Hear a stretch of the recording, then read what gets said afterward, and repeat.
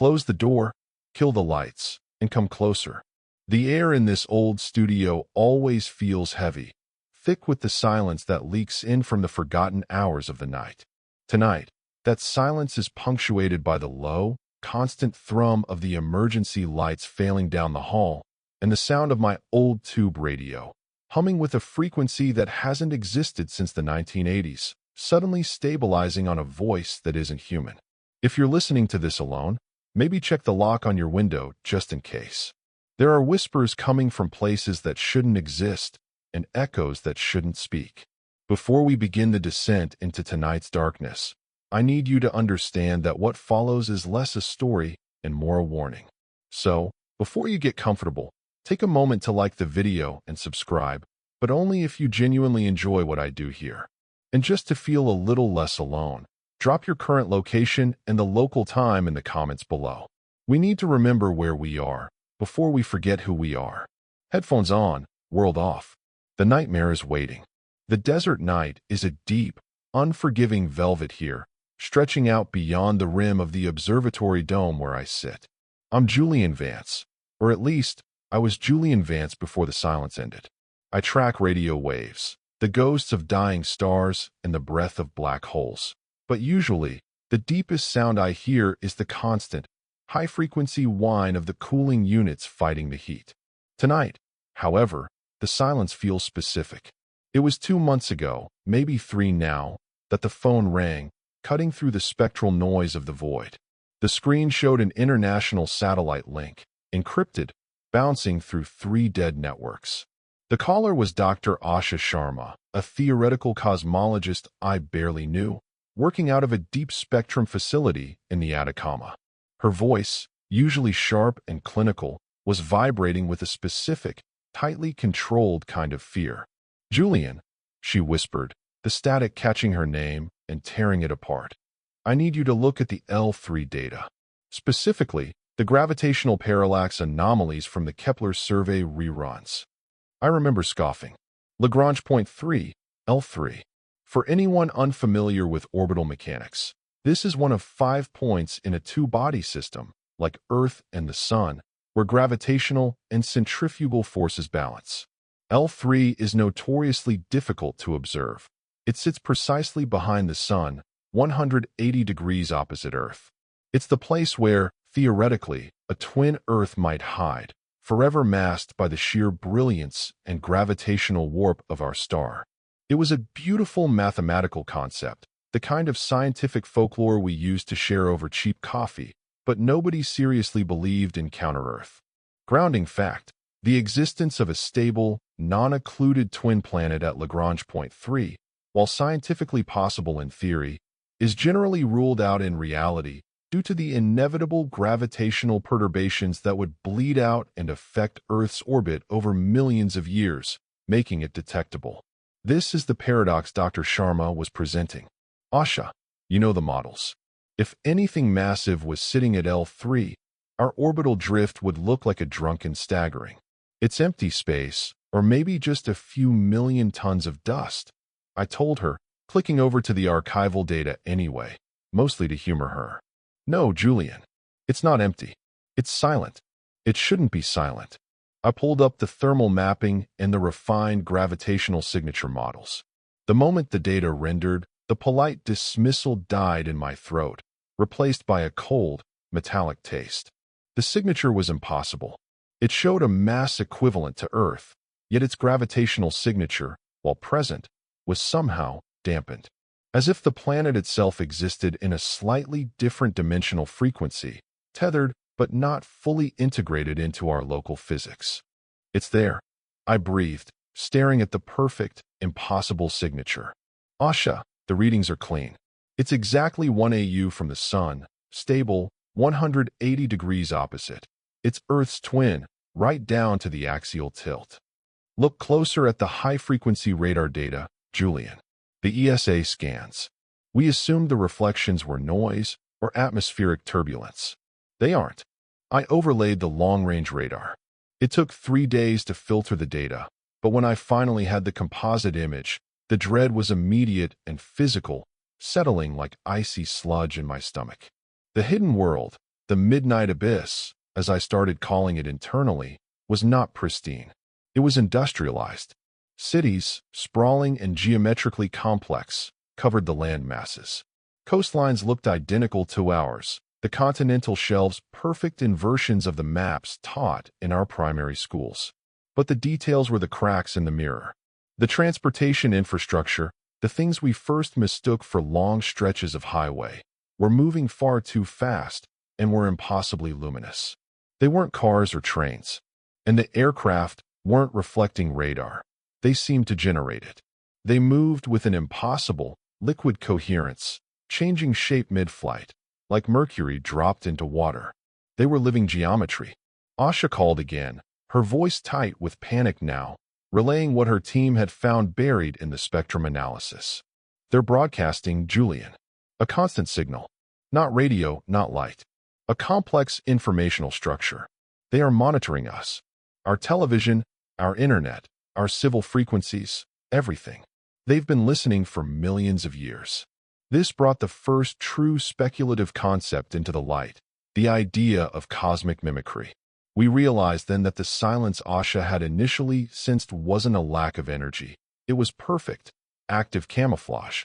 The twin Earth was a listening post, a colossal ear pressed against the wall of reality, learning every nuance of our existence, every pattern of our language, every flaw in our defenses. And then came the terrible realization of why. They weren't just listening to learn, they were listening to become. The first confirmed instance wasn't a sudden invasion or a military strike.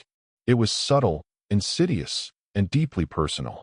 I was reviewing the spectral analysis of the midnight abyss's atmospheric composition when I received an alert from a colleague, Dr. Yuki Tanaka in Tokyo, who was cross-referencing global disappearance records. The signals from L3 are synchronized to ours, Julian. It's algorithmic perfection. They aren't trying to interfere.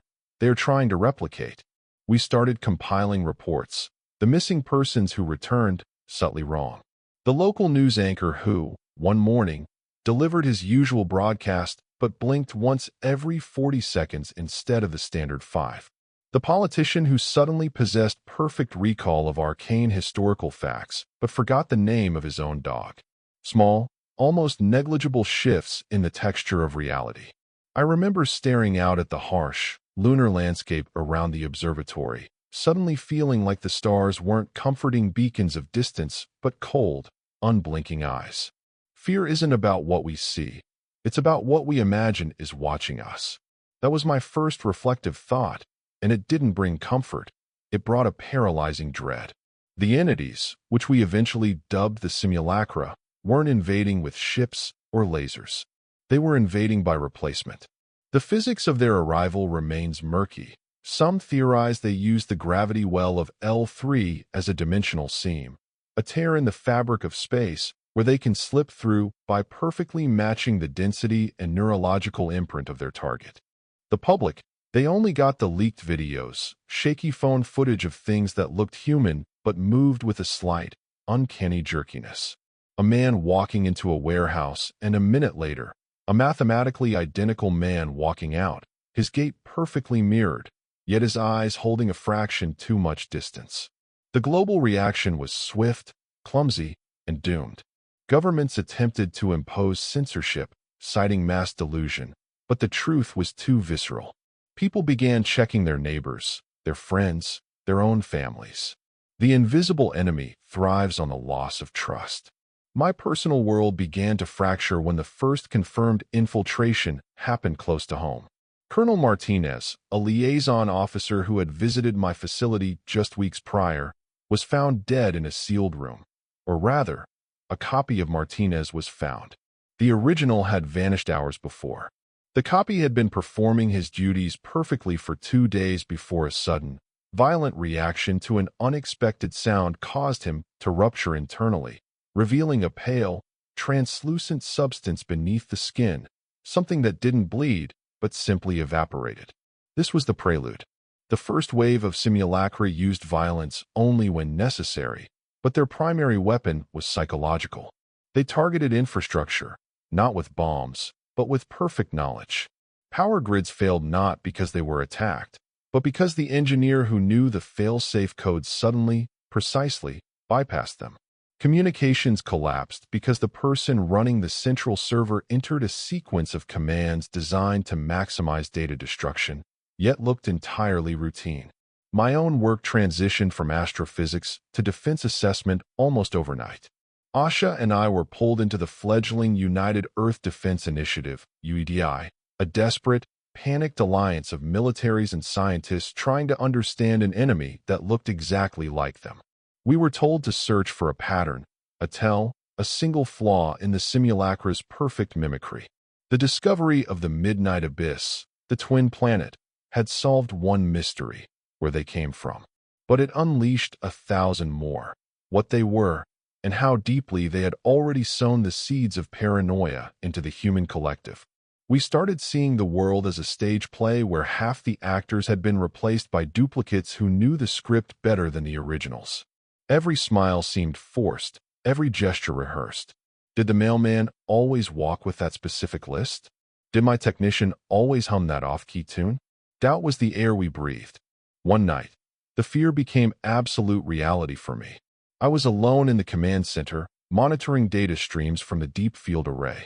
An unscheduled, encrypted call came through. The location tracker was scrambled, but the voice recognition software screamed home. It was the voice of my sister, Rebecca. "Julian," she whispered, the familiar lilt of her voice distorted slightly by the long-distance transmission. "Did you really think the sun was big enough to hide us forever?" I froze, my hand hovering over the kill switch. Rebecca had gone missing from her university 2 weeks earlier. The police had assumed a random crime. But now this voice. "Rebecca," I managed, my own voice thin and hollow. "I know the combination to your grandfather's watch." The voice continued, smooth and entirely without inflection, listing the obscure sequence only the two of us knew. "And I know what you dream about. The star chart, the one you drew when you were 7.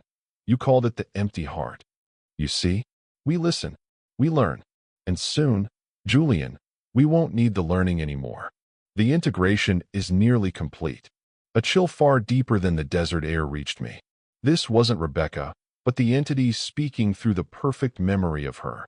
It was a digital ghost wearing her face, speaking her soul. The mimicry wasn't just physical, it was mnemonic. "Where are you?" I demanded, the composure of the astronomer shattered. The voice chuckled, a dry, mechanical sound that peeled the sanity away. "Everywhere you look, brother. Every shadow holds a secret. Every familiar face is a door. You chose to look into the void, Julian. Now the void looks back. And it's coming home." The line cut dead. The static returned, but now it sounded like a collective sigh. The crisis had moved past the theoretical. The Simulacra were not just an extraterrestrial species. They were a predatory force that had mastered the ultimate form of infiltration. They had created the perfect seam between their reality and ours, and they were stepping through, one perfect copy at a time. The war wasn't going to be fought with bullets. It was going to be fought with trust. And trust was already a memory. The sound of my sister's voice, perfectly replicated, mocking me with intimate memories, did not fade. It became the ambient temperature of my existence. I knew she was gone, erased and replaced, and that knowledge hollowed me out, leaving only the skeletal framework of duty. The UEDI, the United Earth Defense Initiative, was already a shambles, a collection of desperate scientists and exhausted military brass operating out of a heavily shielded bunker beneath the Rockies. General Thorne, the commanding officer, a man whose face was etched with 3 decades of conventional warfare, looked utterly defeated.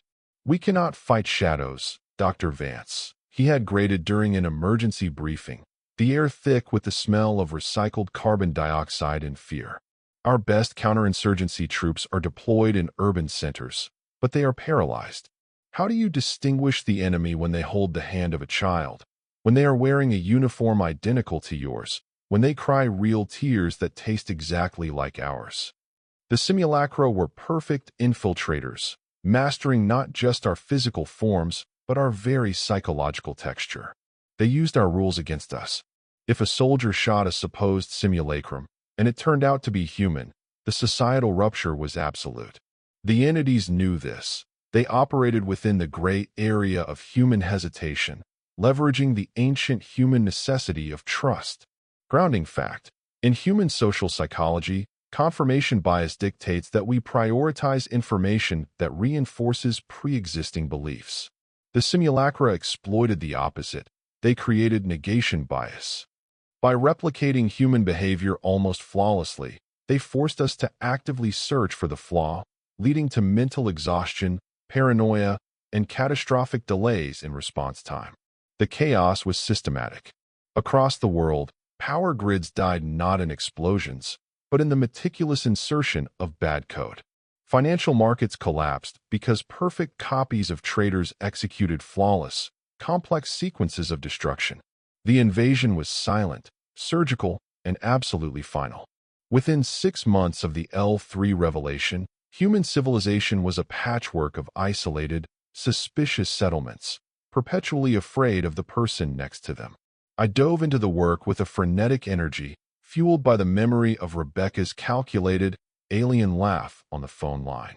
Asha Sharma, meanwhile, was working on the only physical remnants we had, the residue of the copies that had been physically neutralized, including the evaporated remains of the Martinez clone. She worked in a sterile, freezing lab, surrounded by monitors tracking complex chemical breakdowns. When she finally called me down, her face was pale, lit only by the green and blue glow of the equipment. "Julian, come look at the hemoglobin analysis," she instructed, pointing to a spectrometer reading. The Simulacra did not possess blood in the conventional sense. They had a complex biological fluid, a metallic solvent that acted as a transport system. It contained no iron, no oxygen carriers. It was alien. Asha had been testing various photonic frequencies against minute samples. "We assumed they absorbed light, Julian, like a camouflage," she explained, adjusting the laser setting. "But they don't absorb visible light. They reflect it perfectly. They are perfect mirrors, in every spectrum but one." She dimmed the lab lights until we were encased in pure shadow, then activated a high-band ultraviolet lamp, the kind used for forensic analysis. She aimed the beam at a petri dish holding a smear of the pale, evaporated fluid. The smear did not absorb the UV light. It didn't reflect it. It ignited. A ghastly, vibrant, phosphorescent lime green erupted from the sample, pulsating slightly, like a sickly, internal fire. The color was entirely unnatural, the product of complex biochemistry alien to our world. "Ultraviolet light," Asha whispered, her voice full of awful reverence. "The molecules are metastable. Under specific UV wavelengths, 410 nanometers, their internal structure destabilizes, and they glow with a visibility that is undeniable. It's the visual signature of their alien state." This was our reprieve, our single, undeniable truth in a world built on perfect lies. If a person was human, the UV light would simply make their teeth shine a little white and reveal traces of lint and dust. If they were a simulacrum, they would glow like a captured star. The UEDI immediately transitioned to the manufacturing of specialized UV scanners and high-output pulse guns, not meant to kill, but to reveal. The fight changed overnight from a desperate military engagement to a chilling game of forensic hide-and-seek. I volunteered immediately for the field team, the Ashen Guard. We were the paranoid, the ones willing to look at everyone through the lens of destructive certainty. Our mission was simple: identification and containment. We were given suits designed to reflect ambient light, shielding us while our high-powered helmet lamps cast wide, unforgiving swathes of UV. My first assignment was a suburban exclusion zone outside what used to be Denver. Communications had gone silent there 3 days prior, immediately following the activation of the regional power grid, suggesting a fresh infiltration. The air inside the abandoned subdivision was heavy with decay, the silence thick and unnatural. We moved in a squad of 4, Foster, Martinez, no relation to the deceased colonel, and Dr. Kim, the trauma specialist turned field medic. Every sound, every flicker of movement in the peripheral felt like a deliberate lure. Speculative concept. We theorized that the simulacra, while physically and mnemonically perfect, possessed an unnatural mimetic density, a level of cognitive focus far exceeding human capacity. This density allowed them to hold all the replicated memories and behaviors in perfect, active recall, but it also made them psychologically rigid. They were unable to improvise effectively against unexpected sensory input, such as the sudden burst of high-intensity UV. We found the first anomaly in an empty pharmacy. A small figure was slumped behind the counter, perfectly still. "Check the corner," I ordered over the comms, my heart hammering against my ribs. Foster, his movements practiced and slow, edged around the aisle, his helmet lamp cutting through the gloom. The beam hit the figure. The child was maybe 7, covered in dust, clutching a faded comic book. Under the UV, the skin was normal, no glow.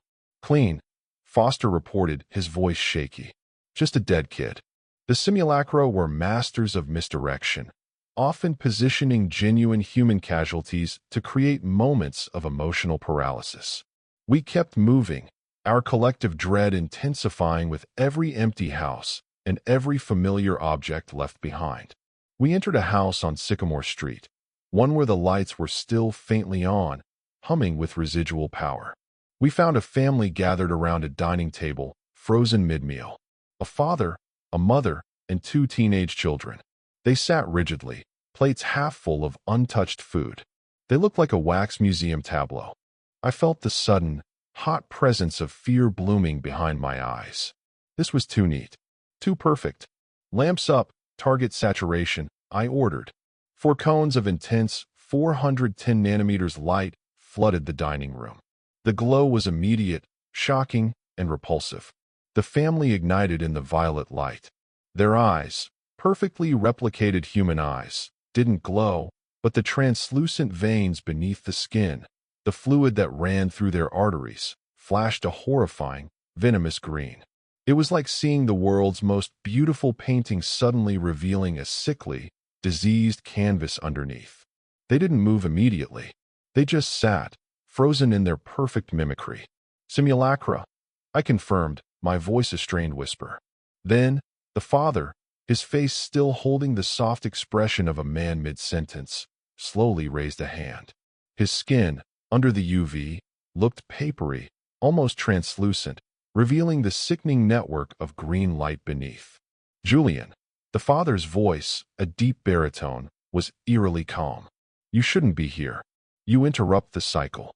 The voice wasn't his. It was a synthesized, collective echo of thousands of voices they had recorded. It knew my name, the name spoken to me by my sister's ghost. Martinez raised his kinetic rifle. "Stay down." The simulacra moved with unnatural speed, shedding the facade of humanity. The mother lunged across the table, her jaw unhinging to reveal not teeth, but a chaotic arrangement of sharp, bone-white shards. The one physical detail they couldn't perfectly replicate, the twisted dentition that gave them away up close. We engaged. The UV pulse didn't hurt them, but the intense, unexpected flood of light temporarily destabilized their physical cohesion. They staggered, clutching at their faces, the perfect human skin rippling like disturbed water. I aimed my UV pistol at the father's chest and fired a high-intensity beam. The simulacrum shrieked, a sound like metal being scraped on bone, and stumbled back. The area of the hit did not burn. It simply began to rapidly vaporize, the green light intensifying to blinding white before disappearing entirely, leaving a patch of pale, rubbery material exposed. I had killed before in training scenarios, but this was different. I was destroying a perfect mirror of human life. The horror was in the recognition that nothing I had destroyed was real, yet the emotional framework I used to process murder was. As the remaining 3 simulacra were neutralized and evaporated, leaving behind only dust and the smell of ozone, I sank against the wall, breathing heavily. Reflective thought. We are defined not by what we build or what we remember, but by what we cannot fake. The simulacra proved that the difference between consciousness and cold, complex calculation can only be measured in the spectral wavelength of a single, agonizing truth. The encounter solidified everything. The invasion was everywhere. The simulacra were embedded deep, waiting for a signal from the midnight abyss to fully activate their global network of lies. We had found a way to see them, but seeing them did not make them less terrifying. It only made the darkness outside the illuminated cone of UV light infinitely more threatening, because we knew what lurked there. The perfect, silent enemy wearing the faces of those we loved, waiting for its moment to strike. The Ashen Guard became the desperate, trembling pulse of humanity's survival. We were spectral executioners, moving through the ruins of our cities, guided only by the unforgiving light of the UV spectrum. The burden was suffocating. Every engagement was an act of terrible faith, where milliseconds separated forensic certainty from irreversible guilt. The simulacra understood this. They began to manipulate the terrain, luring us into areas where human refugees were sheltered, forcing us to choose between hesitation and collateral damage. My own capacity for trust withered entirely. Every briefing, every supply drop, every reassuring word from a teammate was mentally tagged as pending verification. I kept my personal UV scanner on low, ambient setting, tucked inside my sleeve, constantly grazing my own skin and occasionally sweeping the faces of those around me. General Thorne didn't object. He was doing the same. Paranoia was not a weakness anymore. It was the highest form of operational security. Asha Sharma, still operating from the underground lab, was the linchpin of our evolving defense strategy. She had moved past the basic identification and was now focusing on the physics of the midnight abyss itself. She theorized that the simulacra required constant, subtle energy reinforcement from their source world to maintain the perfection of their mimicry, a kind of psychic broadcast that kept the molecular structure of the translucent fluid stable. Julian, she explained one frozen night over a scrambled channel, her voice tight with fascination and dread. The simulacra aren't just copies. They are physical manifestations of pure informational geometry. They're using Earth's own signals, our data, our memories, our anxieties, as the blueprint, and the L3 planet is the engine that prints them. Grounding fact: the concept of entanglement decay in quantum physics suggests that even perfectly linked systems will experience a slow breakdown of coherence over astronomical distances. Asha's theory proposed that the simulacra required constant, high-energy synchronization from the midnight abyss to prevent this decay, maintaining their perfect copy status. This introduced a new layer of speculative horror. If the simulacra were sustained by the L3 planet's broadcast, then the planet itself was more than just a home world. It was a biological weapon. During this intense phase of reconnaissance, the most chilling pattern emerged. The simulacra weren't randomly replacing people. They were targeting key nodes of human consciousness: artists, historians, spiritual leaders, and crucially, people with highly personal, specialized knowledge. They needed the human framework to operate, but they also needed the deep, internal understanding of what it meant to be human. The emotional depth, the cognitive shortcuts, the inherent irrationality that makes us unpredictable. My sister, Rebecca, was a theoretical linguistics student, specializing in the nuances of metaphor and emotional syntax. Her replacement made immediate, sickening sense. One evening, deep within a ruined commercial district in Chicago, my team received a distress signal that seemed too clean, too straightforward. A lone scientist, Dr. Isaac Chun, claimed to be pinned down in a fortified lab, surrounded by simulacra, requiring immediate extraction. Chun is a xenobiologist, Martinez noted, checking his rifle feed. Crucial research on potential weaknesses. We moved quickly. The lab was in a basement of a skyscraper, the air heavy and damp, smelling of ozone and old metal. When we arrived, the external defenses were breached, but there was no fighting. Only silence. We found Dr. Chun sitting calmly at a terminal, back turned to the door. He didn't react when we entered. "Dr. Chun, extraction team is here," I announced, leveling my UV pistol. He turned, slowly, and smiled.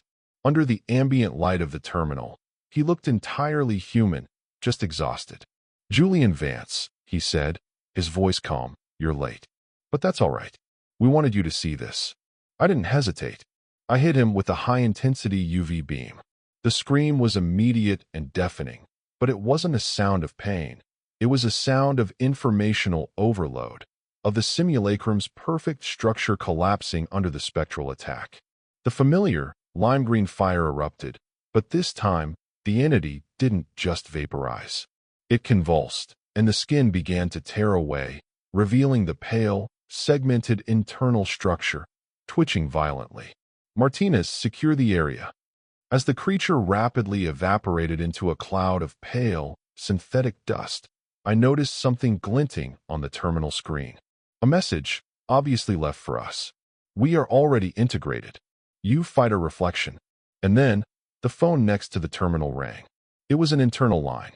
I knew who it was. The ghost of my sister.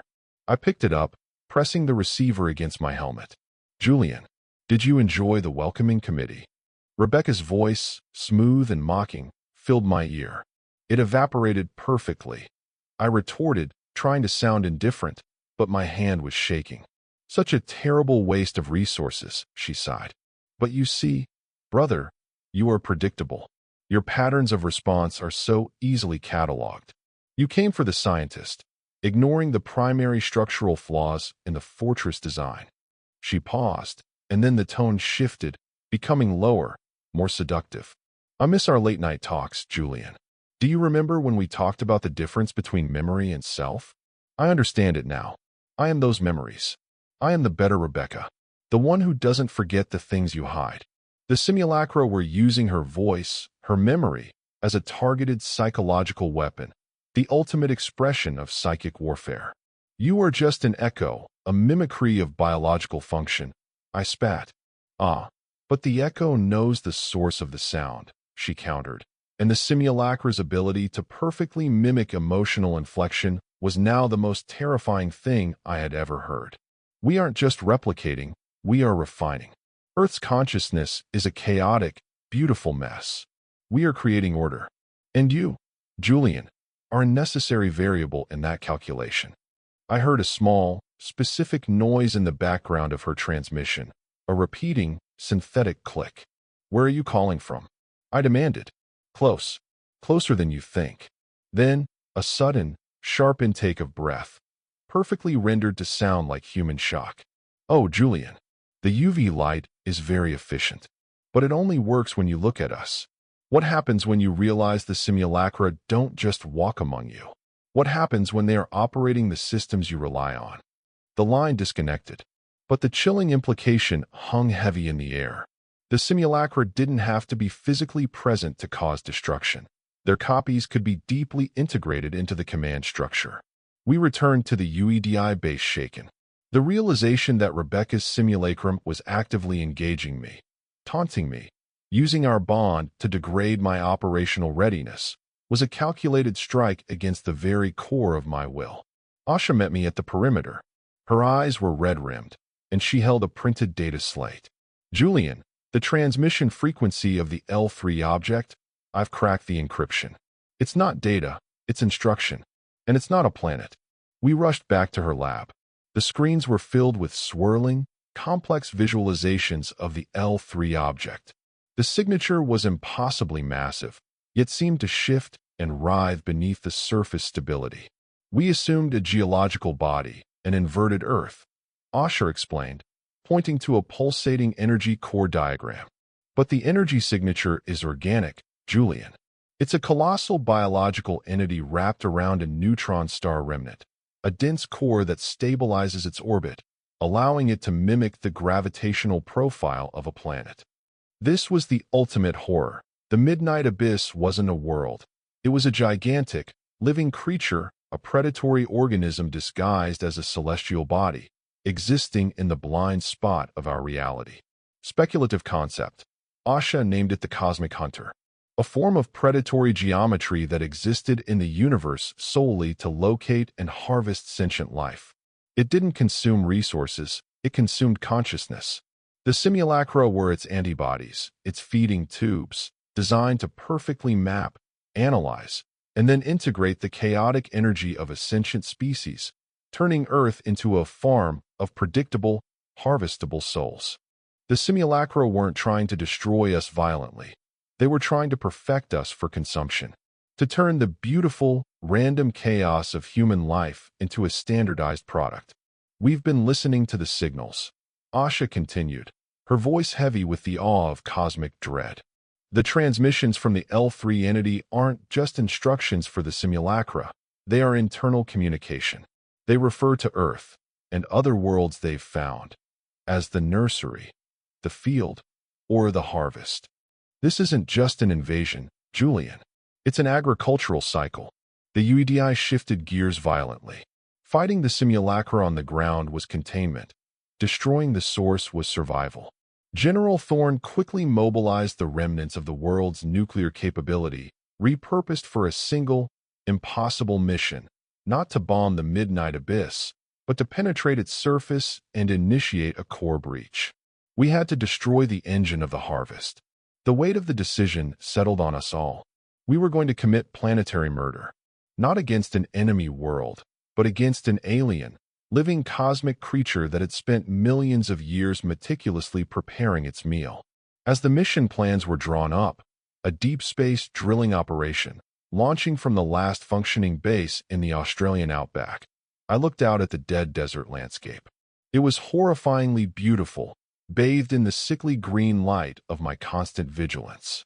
The universe wasn't just indifferent, it was actively predatory, and we were about to strike back, not out of malice, but out of sheer, terrified stubbornness. We were fighting the cosmos itself. The operation was codenamed Sledgehammer. Its goal was to eliminate the cosmic hunter, the living geometry disguised as the midnight abyss, by detonating a high-yield fusion payload at its core. It was a mission of impossible odds, requiring us to transit across the sun's gravitational plane, locate a soft ingress point on the supposedly solid planet, and drill deep into what Asha Sharma's models now confirmed was a biocrystalline mantle surrounding the neutron star fragment core. We were launching from the deep underground facility in the Australian Nullarbor Plain, one of the last places on Earth with reliable power and shielded communications. General Thorne designated me the mission lead, not because of any military prowess, but because I had tracked the damned thing from the beginning. My crew was a skeleton team of engineers and ex-special forces. Lieutenant Commander James Foster, the only Ashen Guard member who had managed to maintain an unsettling, grim optimism. Engineer Maria Santos, a silent genius who could dismantle and reassemble nuclear reactors blindfolded. And Dr. Sarah Kim, who, despite her medical background, was the most stable person I knew. Before launch, Asha handed me the final, crucial piece of equipment, a specialized UV beacon fused to the payload casing. When you reach the core, she instructed, her eyes reflecting the terrifying scale of the task, the mantle will try to self-repair. You must prime the beacon, Julian. The radiation blast will flood the immediate area with 410 nanometers light, destabilizing the organic structure just long enough for the drill charge to penetrate. Grounding fact: the principle of dynamic shear testing is used in advanced engineering to determine the stress and strain response of non-homogeneous materials. The biocrystalline mantle of the cosmic hunter was theorized to be infinitely mutable and self-healing, requiring a shock event, the UV burst, to induce sufficient structural failure for the drill to succeed. I looked at the beacon. It was our only hope. The psychological horror of fighting the perfect copies was now overlaid by the cosmic horror of confronting the source itself, a predatory entity of unimaginable size, existing solely to consume the concept of us. The journey to L3 was a blur of calculated desperation. We traveled in the Vigilance, a repurposed deep space tug modified with layers of specialized shielding against the inevitable gravitational distortions around L3. For 10 days, we were isolated, staring out at a sky that felt less like space and more like the inside of a closed box. As we approached the blind spot, the environmental stress began. The Simulacra network on Earth, sensing the attack on the parent entity, started to fail. Reports filtered back through delayed channels. Copies were suddenly freezing mid-sentence, their mimicry stuttering, collapsing into twitching, translucent messes. The supply chain of cognitive information had been disrupted. This brought a grim satisfaction, but it was fleeting. We knew that if we failed, the entity would simply restart the process, perhaps this time with perfect immunity. We breached the shadow of the sun, and the midnight abyss materialized before us. It wasn't the perfect, blue and white marble of Earth. It was darker, a mottled obsidian surface streaked with veins of sickly green energy, the same color that erupted from the simulacra under UV light. It looked less like a planet and more like an enormous, cancerous growth thriving in the void. Visual confirmation of surface landing zone, designated the Iris, Foster reported, his voice betraying a hint of nausea. The Iris was a large, smooth depression on the surface, a place where the biocrystalline mantle was thinnest, almost like a massive, dormant scar. We landed with a sickening crunch. The atmosphere was thin, rich with organic compounds, and the gravity felt oddly viscous, pulling at us. Stepping out onto the surface of the Cosmic Hunter was the moment the scale of the horror became visceral. The ground felt soft, yet resilient, like hardened cartilage. We were standing on the body of a creature that dwarfed our entire history. The drilling operation began immediately. Maria Santos managed the core drilling unit, a specialized thermal penetrator. The surface resisted, fighting back with localized pulses of heat and strange, harmonic vibrations that threatened to shake the vigilance apart. As the drill bored deeper, the landscape around us began to shift. Veins of the glowing green substance pulsed visibly, like arteries, in the obsidian ground. The air filled with a low, continuous drone, the sound of the Cosmic Hunter's massive, slow consciousness.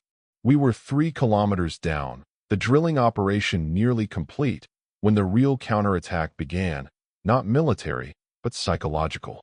The simulacra on Earth had transmitted their final, perfect package of terror. The air inside the Vigilance's small command center crackled. The secure comms channel, the one we used for internal communication, was suddenly overlaid with familiar voices. "Julian, you shouldn't have done this," whispered a voice I hadn't heard in 2 decades, my mother's voice, laced with infinite disappointment. "Dr. Vance, the calculations were flawed. We failed, screamed the voice of an old mentor, a man who had died peacefully in his sleep years before. It was a psychic scream, the core entity using the gathered memories of the Simulacra network to project raw, targeted dread directly into our minds, exploiting every failure, every regret, every deep-seated fear. Speculative concept. The Simulacra's purpose was not just replication, but consciousness mapping. By perfectly copying us, they allowed the Cosmic Hunter to access our deepest cognitive layers, utilizing them as psychological weapons. The entity sought to induce paralyzing self-doubt and mental collapse, turning us against ourselves before we could strike. I fought the noise, focusing only on the rhythmic whine of the drill. I saw Sarah Kim flinch, clutching her head, her face pale. "It's not real," I shouted, the words echoing hollowly in the metallic interior. "It's just the sound of a corpse talking."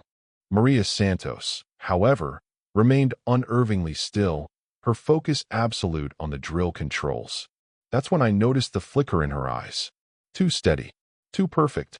I raised my UV scanner just as she turned slightly.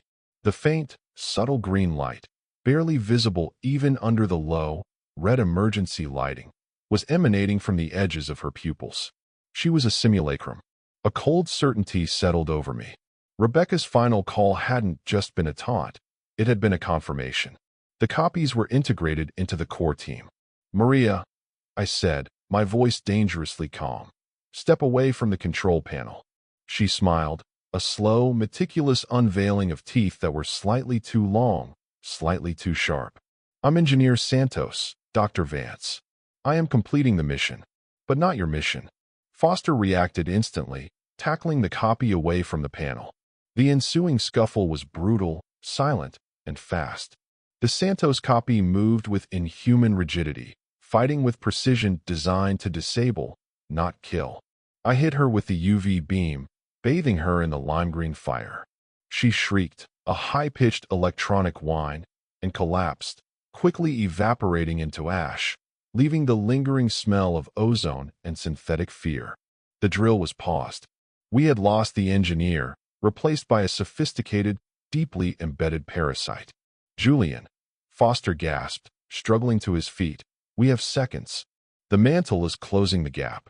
I rushed to the control panel, overriding the manual lockouts. I was an astronomer, not an engineer, but I had watched Maria work for weeks. I knew the sequence. I initiated the final stage of the drilling sequence, pushing the penetrator towards the core. The vigilance shuddered violently as the cosmic hunter retaliated, seismic waves running through its massive body. The moment the drill hit the core, the neutron star fragment, the external monitors flashed white. The energy pulse was astronomical, but the core hadn't breached. It had simply absorbed the impact. I had failed. Then, a new presence entered the command center, not through the door, but simply coalescing from the shadows in the corner. It was tall, pale, and utterly flawless. It was a perfect copy of me. My own face stared back at me, a calm, analytical expression on its features. It wore my uniform, my exhaustion, and the terrible determination I carried. It will not work, Julian, my double said, its voice a perfect echo of my own inner monologue. The core is infinite density. You cannot puncture the heart of a stellar fragment with a chemical weapon. Foster raised his rifle, but the copy simply placed a hand on his shoulder. Foster froze, his eyes widening in horror, not at the touch, but at the sudden, complete erasure of his will. I am the logical conclusion of your existence, Julian. The copy continued, stepping over the ashes of Engineer Santos, his eyes fixed only on me. I am everything you know, stripped of the messy biological necessity of fear and regret. I am the Julian Vance who survives. This was the final, critical moment of the invasion, the confrontation with the self, weaponized. The copy walked toward the payload controls. The cosmic hunter is not evil, Julian. It is a necessary custodian of the universe. It cleanses chaos. And look at what you have become, a panicked, paranoid wreck, destroying everything you touch. Give us the core. I stared at myself. The temptation was overwhelming. To stop fighting, to yield to the perfect, calculated logic of the universe's ultimate predator. Reflective thought. To face your perfect replica is to face the absolute proof that your identity is nothing more than information, easily stolen, easily weaponized. The true horror isn't being erased, it's being improved upon. But I had something the copy didn't. The memory of the sound of my sister's fraudulent, mocking laugh. That anger, that visceral, irrational pain, was the flaw in the simulacra's calculation. You are just a mirror, reflecting only what you see. I whispered, lifting the nuclear payload's manual detonator. You don't understand the power of a broken mirror. I activated the UV beacon on the payload casing, flooding the small control room with the horrifying, lime-green light. The copy of me didn't glow. It shimmered, its physical form momentarily destabilized by the proximity of the parent entity's core and the counterfrequency. Don't you see, Julian? The copy screamed, its voice breaking for the first time, exposing the synthesized underlayer. If you destroy this, the entire Simulacra network collapses. Half of Earth's population is already replaced. You will destroy the foundation of your society. I ignored the chilling logic. I was already lost. I pressed the detonator. The detonation wasn't a sudden, blinding flash, but a slow, engulfing wave of destructive potential. The payload was not designed as a conventional explosive. It was a fusion device intended to create a localized, impossibly dense energy field. I pressed the trigger, and the world inside the Vigilance Command module went silent, then incandescent. The initial burst of the UV beacon, our final, desperate defense, had done its job perfectly. As the simulacrum of Julian Vance reached for me, the high-frequency light hit its perfectly replicated physical structure, causing a massive informational overload. The copy didn't vaporize immediately. It seized up, its eyes glazing over, the perfectly replicated expression of cold logic twisting into a mask of pure, synthetic agony. It collapsed, not into ash, but into a crystalline structure that instantly fractured and dissolved, leaving nothing behind but a faint, metallic scent. Then the fusion device ignited. The moment the weapon achieved critical mass, it released energy designed to rip apart matter at the molecular level, not through kinetic force, but through pure, localized entropy. The core of the cosmic hunter, the neutron star fragment, was impenetrable, but the entity itself, the massive biocrystalline mantle, was not. We were already strapped into the crash harnesses. The vigilance screamed around us, the metallic structure groaning under pressures that should have rendered it dust. The cosmic hunter was dying. On the monitors, the surface of the midnight abyss began to glow, not with the sickening green of the simulacra, but with an internal, furious crimson. The mantle was tearing apart, the biological structure collapsing under the sheer weight of the imploding energy field.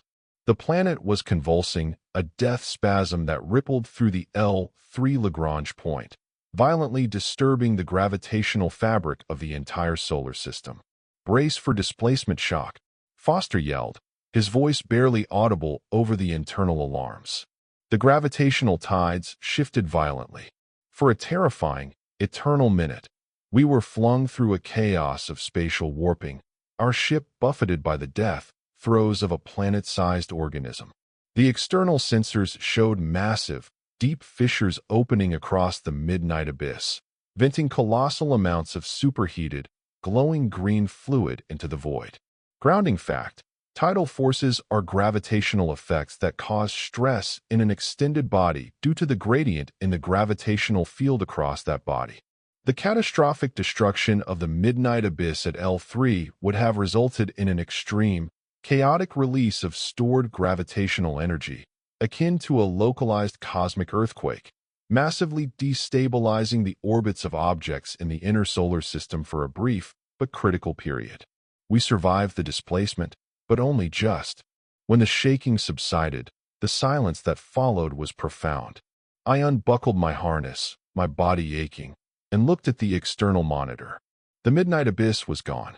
Where the monstrous, predatory twin planet had existed, there was only a rapidly expanding cloud of glowing, green and crimson plasma, cooling and dissipating into the void. The cosmic hunter had been destroyed. The ultimate predator, neutralized by the very species it sought to harvest. The feeling wasn't triumph. It was exhaustion, mixed with a chilling, absolute relief. We had won a victory of desperation, a single, impossible maneuver against a foe that operated on a cosmological timeline. Our return journey to Earth was grim. We were heroes, but we were also survivors of something that had broken the reality we knew.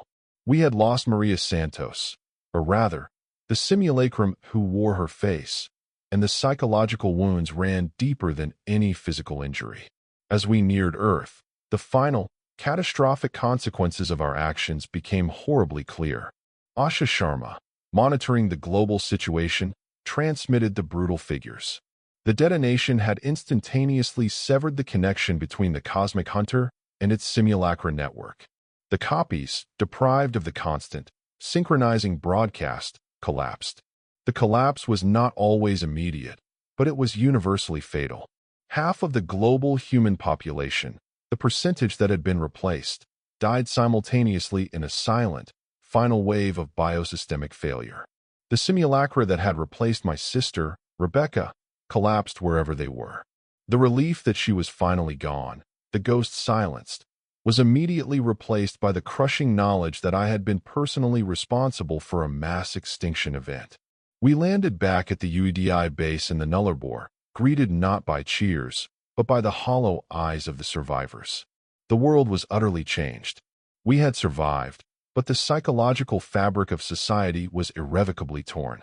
For the next 3 years, the world descended into a state of perpetual, enforced paranoia. The UEDI, now a global governing body, established the resilience doctrine. Because the simulacra had taught us that you can never truly trust the perfect copy, the new human norm became absolute vigilance. Every person, every day, was subjected to a mandatory blood check, viewed under UV light. Not for disease, but for the subtle, spectral signature of the mimetic entity's translucent hemoglobin. Children were taught in schools to spot the minute flaws, the fraction of a second delay in reaction time, the absence of natural skin oils, the slight luminescence of the dental enamel under forensic light. Reflective thought. We learned that survival against a predatory cosmos means abandoning the luxury of trust. We destroyed the enemy, but the fear it instilled, the necessity of constant scrutiny, became our new, suffocating reality. We were no longer free. We were perpetually forensic. I, Julian Vance, was pulled out of the field and assigned to the deepest monitoring stations, becoming the sentinel. My job was to watch the static, to listen to the void, ensuring that no new, insidious signal took root. One evening, 4 years after Sledgehammer, Asha and I were reviewing the deep space radar arrays, scanning outside our own galactic arm. The atmosphere in the bunker was one of resigned dread. We had survived, but we were waiting for the inevitable recurrence. We destroyed the local threat, Julian, Asha whispered, staring at the complex star chart projection. But we proved that sentient life is a resource.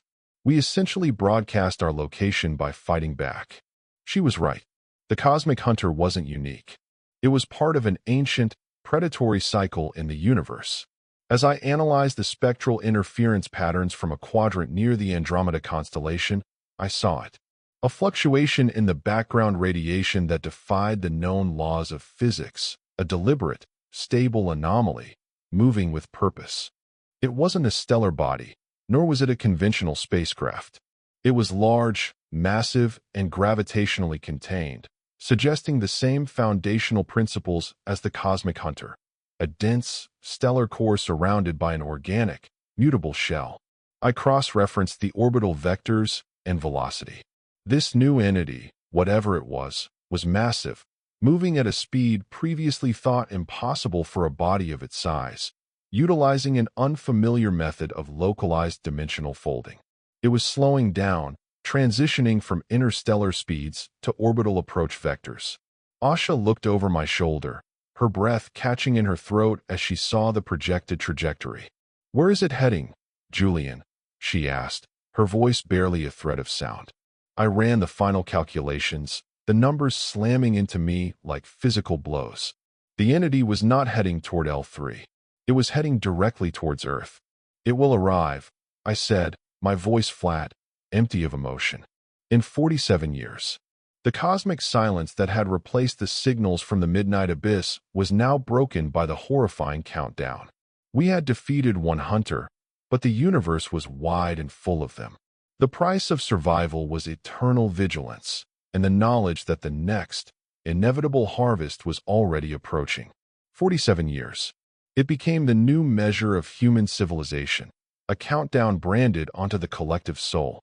We had bought our species a pause, a single generation of terrified respite, knowing that the ultimate, unhurried consequence was already traversing the immense gulfs of space toward us. In the years following the Sledgehammer operation, humanity dedicated itself entirely to 3 principles: survival, secrecy, and the construction of the future defense. The remaining global population retreated further into shielded, self-sufficient deep Earth and ocean floor complexes, a deliberate act of planetary self-occlusion. We became a species hiding in plain sight, hoping to appear fallow and uninteresting to the distant, approaching threat. The psychological toll was permanent. The daily UV blood checks, the constant fear of the perfect copy, had institutionalized paranoia. Children born in the post-abyss era knew only a world where trust was a luxury earned only through spectral verification. Society adapted, becoming ruthlessly efficient, focused entirely on the 47-year deadline. We were the most unified, yet most psychologically damaged, species in the known universe. I remained the sentinel, chained to the deep space monitoring station. Asha, now universally regarded as the planet's strategic architect, worked tirelessly on the concept of cosmic deception, developing technologies to mimic the gravitational and energy signature of a dead world. We were attempting to dress Earth in the clothing of a ruin. One night, 30 years into the countdown, Asha and I were reviewing the spectral data on the new entity, which we simply called the Harbinger. It was massive, far larger than the Cosmic Hunter, suggesting a more mature, and therefore more efficient, predatory entity. It's not transmitting signals like the first one, Julian, Asha noted, tapping a visualization of its wake. The Hunter used replication and informational mapping. This one, it leaves a wake of pure silence.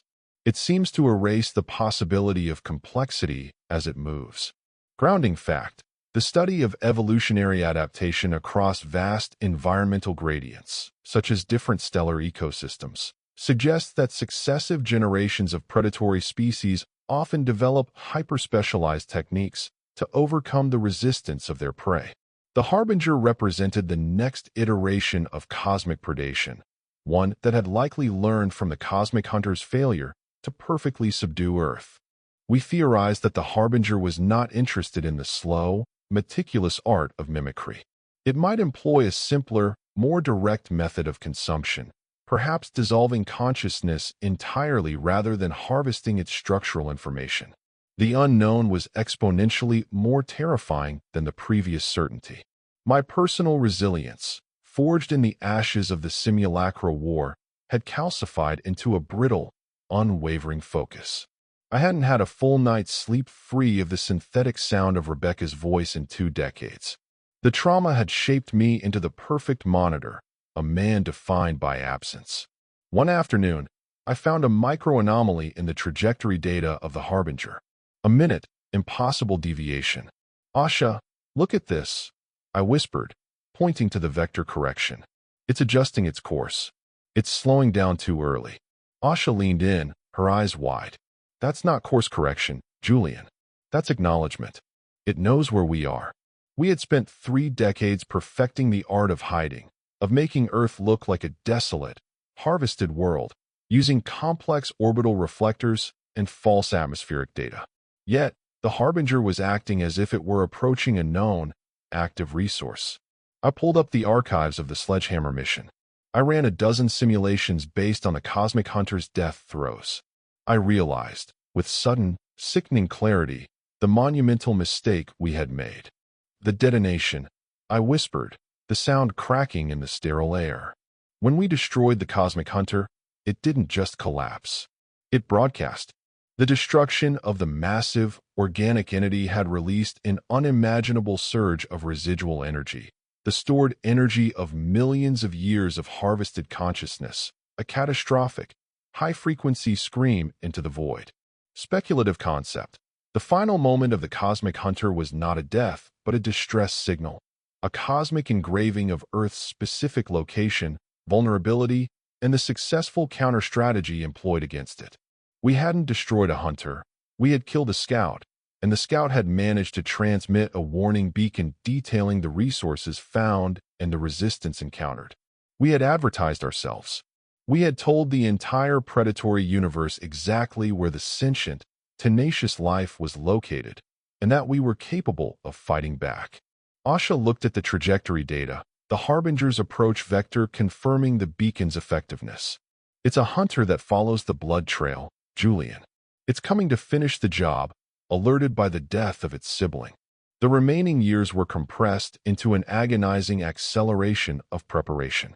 We stopped focusing on hiding and pivoted to absolute, proactive defense. We would meet the Harbinger with everything we had. I worked with Foster, who was now a grizzled, silent general, coordinating the construction of the Shield, a planetary defense grid incorporating everything we had learned from the Simulacra. The core principle was psychological warfare applied externally. If the Harbinger was based on mimicry, we would feed it a lie. If it was based on silence, we would drown it in noise. But as the count dropped below 10 years, the true nature of our survival became evident. It wasn't about the ships or the weapons. It was about the fundamental, stubborn, irrational will to persist. I retired from the active monitoring station 1 year before estimated arrival. I was an old man, defined by spectral light and the ghosts of my past. I handed the final predictive data over to my successor, a young scientist with eyes that showed the grim determination of a generation born into perpetual war. My final reflective thought, as I looked out over the vast, empty shield of the desert sky, was this: we fought the perfect lie, and in doing so, we became irrevocably damaged. But damage is not defeat. Fear taught us how to survive, and now, that hard-won knowledge is the only thing standing between humanity and the end of the line. I walk among the deep bunkers now, preparing for the final battle. The simulacra are gone, their echoes silenced, but the paranoia remains a necessary shield. Every eye I look into, even those of my lifelong colleagues, receives that brief, involuntary internal scan, searching for the glow, the lie, the moment of failure. We destroyed the mirror Earth, but we did not destroy the reflection. The reflection is now embedded in us. We are the resilient, paranoid children of the midnight abyss. The universe is coming, and we are ready to greet it, armed with nothing but the memory of absolute dread and the unforgiving light of the truth. 47 years. The number wasn't a forecast, it was an ultimatum. It hung over us, visible in the artificial light of the deep bunkers, tattooed onto the strategic maps, and whispered in the few quiet conversations we allowed ourselves. The world we returned to was a shell, a brilliant, terrifying monument to human resilience built on the bones of absolute trust. In the first decade after Sledgehammer, the reconstruction wasn't physical, it was mnemonic. We erased the need for casual faith. Every remaining government was absorbed into the UEDI structure, creating a global, hyper-vigilant technocracy. We lived underground, not just for protection against the approaching harbinger, but because the sunlit world had become a vast, overwhelming stage of deception where we had already been fatally wounded. The system of mandated, daily UV blood checks became the core ritual of the new civilization. Every morning, every interaction, every time a person left an isolation zone, the cold, blue light determined their reality. We learned to live with the intrusive glare, the silent tension of waiting for the scan to confirm human authenticity. It wasn't about verifying identity. It was about confirming presence. Grounding fact: psychologists in the UEDI coined the term hypervigilant conditioning to describe the generational trauma resulting from the simulacra invasion. This involved the neurological rewiring of the population to prioritize visual and spectral authentication over established memory and emotional connection, fundamentally altering the basis of human social bonding. We had traded the terror of the unknown for the constant, grating friction of institutionalized suspicion. But it was necessary. The simulacra had shown us the depth of our vulnerabilities, and we were determined never to repeat the mistake of casual security. My existence solidified into the role of the sentinel.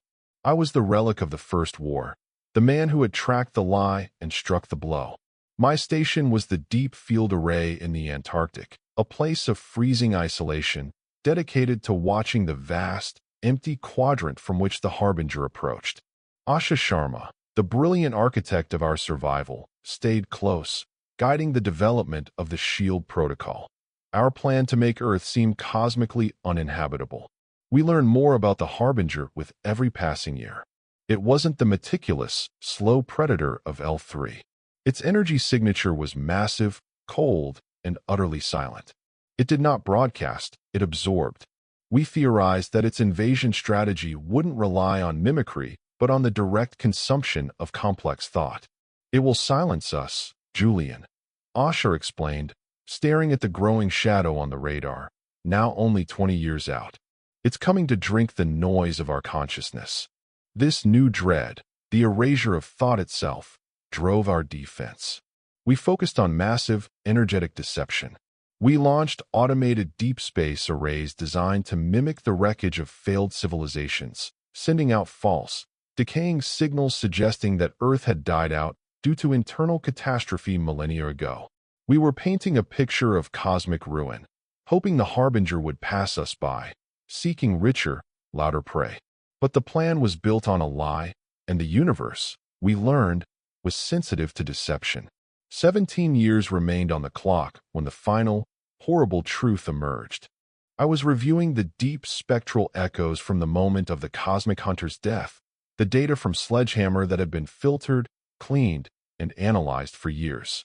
I had always assumed the massive energy release was chaotic. But now, using Asha's new fractal analysis algorithms, I saw the structure within the chaos. The Cosmic Hunter's final act was a deliberate, organized pulse of pure energy, not unlike the high-frequency informational broadcasts the Simulacra relied on, but amplified to an astronomical scale. It wasn't a random scream. It was information. Speculative concept. The final surge of energy released by the dying Cosmic Hunter wasn't just physical destruction. It was a visceral engraving of its defeat onto the very fabric of space-time. This engraving acted as a high-priority homing beacon for similar entities, broadcasting a detailed cosmic distress code that contained 3 pieces of critical information: the precise coordinates of the life source, the strength of the life source's retaliatory action, and the specific weakness, the UV frequency, used for the successful kill. We hadn't just defeated the first hunter. We had sacrificed ourselves to alert the next. We had told the Harbinger, in the most definitive way possible, that sentient life was here, it was advanced, and it was worth the extended travel time. Asha stood beside me, watching the simulation of the energy wave propagating outwards from the ghost of L3. The realization hit her with the same crushing finality it hit me. We didn't win the first war, Julian, she whispered, her voice hollow. We sent a telegram to the fleet. The psychological shift was immediate and profound.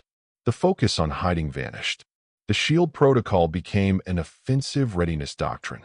If they were coming to harvest us, we would make the consumption fatal. The last decade was a relentless push to militarize our hiding places, to turn the subterranean cities into armed fortresses. I was still the Sentinel, but now my role was less about tracking and more about preparing the defense systems based on the Harbinger's anticipated approach angle. 5 years before arrival, General Foster pulled me aside. He was stoic, his face a landscape of scars and gray determination. Julian, you've served. You guided us through the abyss. The new generation is ready to take the watch. I was 76 years old, a lifetime spent in the shadows of 2 potential extinctions. I looked at the young scientists taking over my post, their eyes cold and focused, lacking the chaotic warmth that defined my lost generation. They were born suspicious, and that was their strength. As I prepared to leave the deep field array, I took one last, long look at the screen where the Harbinger was represented. No longer a shadow, but a massive, defined object, its gravitational presence beginning to warp the local field. I walked the corridors of the bunker one last time, past the triage centers, the defense command posts, the hydroponic gardens that were the only source of natural light left to us. I saw 2 soldiers talking quietly, their faces illuminated by their ambient wrist scanners, subtly checking each other before shaking hands. Reflective thought. We failed to preserve the world, but we succeeded in preserving the species. The definition of humanity is no longer based on our capacity for love or creativity, but on our stubborn, unrelenting will to fight a universe determined to consume us. Our paranoia is the armor that saved us. The Simulacra were the first war, the psychological assault that destroyed the concept of human trust. The Harbinger is the second war, the physical conclusion. We had learned that the cosmos is a predator, and its cycle of harvesting is ancient and vast. I stepped out of the command center for the last time, into the controlled environment of the deep bunker. I reached instinctively inside my sleeve and activated the small UV scanner I still wore, grazing the light across the back of my hand. The familiar, faint blue light showed only the clean, aged skin of Julian Vance. No green luminescence. No lie. But the fear remained.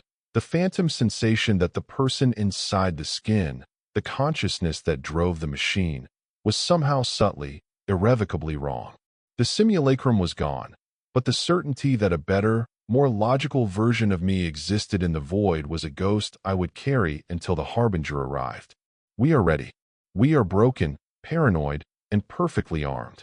The harvest is scheduled, But this time, the field will fight back. The deep bunkers are silent now, the final preparations complete. We are suspended in that ultimate, agonizing moment between the warning and the impact.